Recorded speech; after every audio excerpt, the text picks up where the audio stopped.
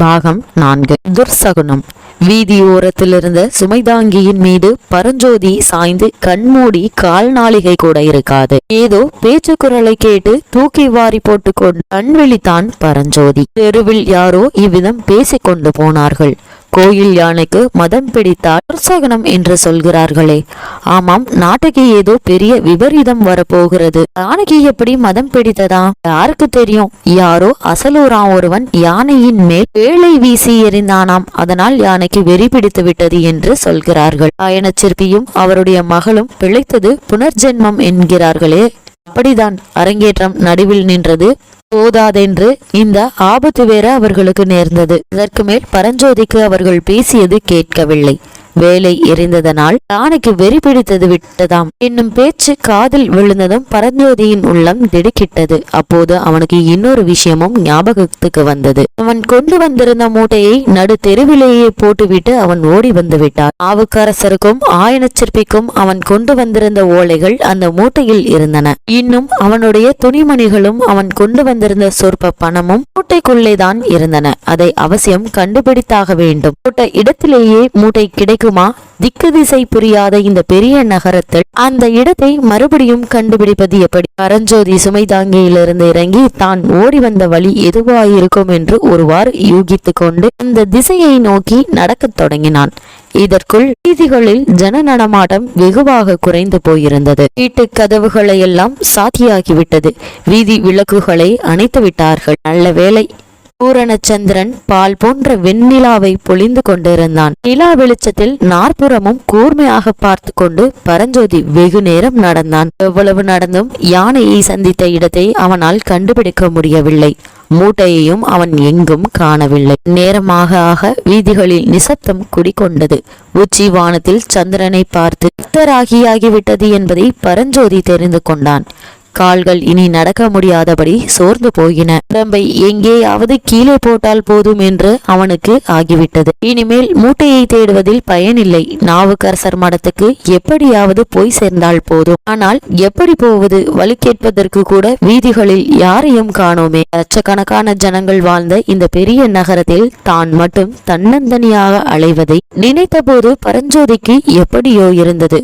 ராத்திரி எல்லாம் இப்படியே அலைந்து கொண்டிருக்க வேண்டியதுதானா? ஆயிரக்கணக்கான மாளிகைகளும் மண்டபங்களும் வீடுகளும் நிறைந்துள்ள இந்த நகரில் தனக்கு இரவில் தங்குவதற்கு இடம் கிடையாதா? நல்ல வேளையாக இதோ யாரோ வருகிறார்கள் போலிருக்கிறது. பேச்சு குரல் கேட்கிறது. அவர்களை விசாரித்து பார்க்கலாம். ஒரு வீதியின் முடுக்கில் 2 பேர் பேசிக் கொண்டு வந்தார்கள். அவர்களை பார்த்தால் நகர்காவலர்கள் என்று தோன்றியது. பரஞ்சோதியை பார்த்ததும் அவர்களே நின்றார்கள். யாரப்பாணி, நடுராத்திரியில் எங்கே கிளம்பினாய் என்று அவர்கள் ஒருவன் கேட்டான். நான் அயலூர் ஐயா என்று பரஞ்சோதி சொல்ல ஆரம்பிப்பதற்குள் முதலில் பேசியவன் அயலூர் என்றால் எந்த ஊர் என்றான். சோழ தேசம். ஓஹோ, உறையூரா?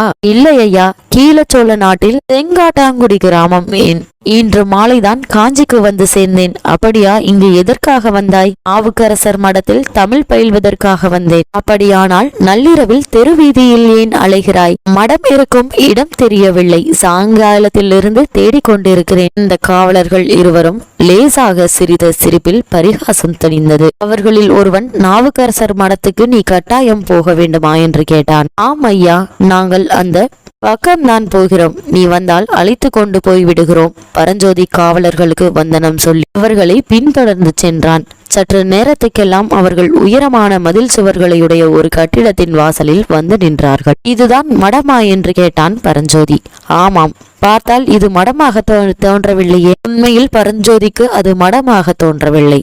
அருகில் கோயில் எதையும் காணவில்லை. கட்டிடத்தின் உயரமான சுவர்களும் வாசற்கதவில் பூட்டியிருந்த பெரிய பூட்டும் அவனுக்கு இன்னதென்று தெரியாத சந்தேகத்தை உண்டாக்கின. அவனுக்கு இன்னதென்று தெரியாத ஒரு சந்தேகம் எழுந்தது. அவனை அழைத்து போனவர்களில் ஒருவன் வாசற்கதவண்டை சென்று இங்கே இருந்த காவலாளியிடம் ஏதோ சொன்னான். உடனே பூட்டு திறக்கப்பட்டு கதவும் திறந்தது. வா தம்பி.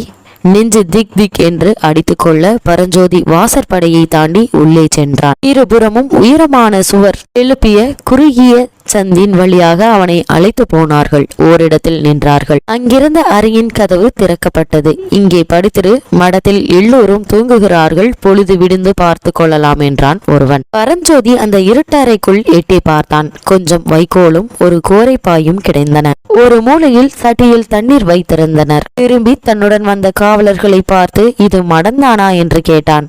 ஆம் தம்பி, உனக்கு என்ன சந்தேகம் என்றான் காவலாளில் ஒருவன். இங்கிருக்க விருப்பம் இல்லாவிட்டால் வெளியே போய்விடு என்றான் இன்னொருவன். பரஞ்சோதிக்கு இந்த கலகலப்பில் எப்படியாவது ராத்திரி படுத்து தூங்க இடம் கிடைத்தால் போதும் என்று இருந்தது. இல்லை, இங்கேயே நான் படுத்திருக்கிறேன் என்று சொல்லிவிட்டு அறைக்குள் நுழைந்தான். அப்போது அவனை அழைத்து வந்தவர்களில் ஒருவன், தம்பி, இது மடம்தான், ஆனால் நாவுக்கரசர் மடமல்ல, மன்னரான மகேந்திர சக்கரவர்த்தியின் மடம் என்று சொல்லிக்கொண்டே கதவை சாத்தினான். அடுத்த கணம் அறை கதவு பூட்டும் சத்தம் கேட்டது.